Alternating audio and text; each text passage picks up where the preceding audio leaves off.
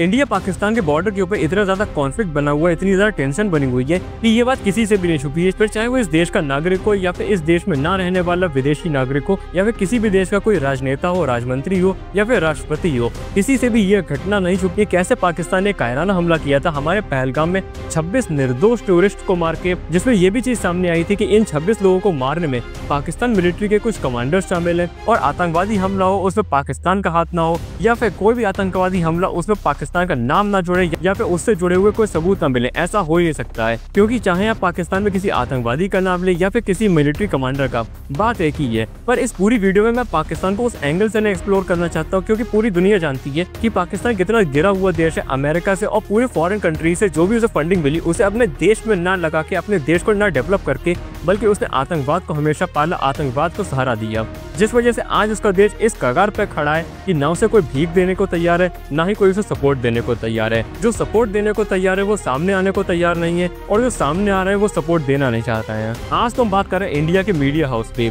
फिर एक पूरे अटैक में जो भी अभी तक हुआ है, इंडियन गवर्नमेंट ने जो भी अभी तक मीटिंग करी है, फिर चाहे वो CCS की हो, CCPA की हो या फिर CCEA की हो, किसी से भी नहीं छुपा है कि इन मीटिंग में अभी तक क्या हुआ है, कैसे अजीत डोभाल के साथ बार बार मीटिंग हो रही है, कैसे PMO में जो मीटिंग चल रही है पूरी दुनिया इस चीज से वाकिफ है, कैसे पाकिस्तान इन सारी मीटिंगों से डरा हुआ है, कैसे उनके मंत्री अपने अलग अलग स्टेटमेंट दे रहे हैं। वेल, आज हमारी बात है इंडिया के मीडिया हाउस के बारे में, क्योंकि अभी हमारे इंडिया की गवर्नमेंट ने बाबर आजम, शाहिद अफरीदी, फवाद खान, महिरा खान, हानिया आमिर, अली सफर, आतिफ असलम और न जाने ऐसे कितने सारे क्रिकेटर्स, एक्टर, एक्ट्रेसेस को इंडिया में रेस्ट्रिक्ट कर दिया है। अब उनके पेज, उनकी ID हम इंडिया में शो नहीं हो रही है, फिर चाहे वो इंस्टाग्राम हो या फिर यूट्यूब हो। ये तो हमारी इंडियन गवर्नमेंट ने सही एक्शन लिया, पर क्या हमारे जो मीडिया हाउसेज हैं उनकी कोई जिम्मेदारी नहीं बनती है? अगर शाम को कभी भी टीवी पे न्यूज देखना चाहें तो आपको सिर्फ एक ही चीज आजकल दिखेगी, वो है डिबेट। और इन डिबेट्स में अगर आप किसी भी पाकिस्तान के मीडिया एंकर को या फिर किसी भी पाकिस्तानी को बुला के एक डिबेट करवाते हैं तो इसका क्या नतीजा निकलता है? एक तरफ तो हम इंडिया में उन एक्टर एक्ट्रेसेस को बैन कर रहे हैं और दूसरी तरफ हमारे मीडिया हाउसेस उन्हीं लोगों को बुला के डिबेट करवाते हैं जिन डिबेट का कोई नतीजा नहीं निकलना, जिन डिबेट से कोई मतलब नहीं निकलना। इंडिया का मीडिया हाउस इतना ज्यादा इररिस्पॉन्सिबल है कि उसके पास कोई भी सेंस नहीं है कि वो क्या कर रहा है, कैसे कर रहा है।